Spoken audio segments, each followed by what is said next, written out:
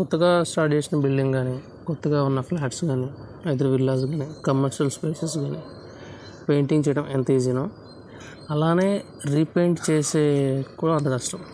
ఎందుకంటే ఆల్రెడీ కస్టమర్లు వాళ్ళు డే ఇన్ డే అవుట్ అందులో ఉంటారు.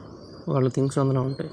సోఫాలు ఉంటాయి, కబోర్డ్స్ ఉంటాయి, డైనింగ్ టేబుల్స్ ఉంటాయి, వాళ్ళ పిల్లలు ఉంటారు, వాళ్ళు ఉంటారు, హడావిడిగా ఉంటుంది, గందరగోళంగా ఉంటుంది. ఆ టైంలో పనిచేయడం అనేది మాకెంత హెక్టికో, ఇంత చేస్తుంటే ఈ స్మెల్కి కానీ ఆ డస్ట్కి కానీ కస్టమర్ కూడా అంత హెక్టిక్. వాళ్ళు ఖాళీ చేసి వెళ్ళారు. అలా అని చెప్పి ఆ థింగ్స్ అనేది తీసి మేము బయట పెట్టలేము. ఉన్నదాటినే జరుపుకుంటూ చేసుకుంటూ రావాలి. ఫస్ట్ వాల్స్, సీలింగ్స్ అన్నీ 2 కోట్స్ వేసేసి, కబోర్డ్స్ అన్నీ క్లీన్ చేసేసి, కబోర్డ్స్లో ఉన్న సామాన్లన్నీ బయటకు తీసి మళ్ళీ కబోర్డ్స్ లోపల పెయింట్ వేయాలి.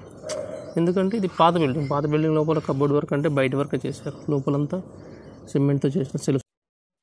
లోపల కబోర్డ్స్ మొత్తం పెయింట్ వేసిన తర్వాత నెక్స్ట్ మేము గ్రిల్స్ వేస్తాం. గ్రిల్స్, విండో ఫ్రేమ్స్, డోర్స్ మొత్తం ఎనామిల్ పెయింట్ వేసేసి ఆ తర్వాత ఒక్కొక్క రూమ్ క్లీన్ చేసేసుకుంటూ పెయింట్ చుక్కలు ఎక్కడున్నా సరే క్లీన్ చేసి కబోర్డ్స్ అంతా క్లీన్ చేసి కస్టమర్కి హ్యాండ్ ఓవర్ చేస్తాం.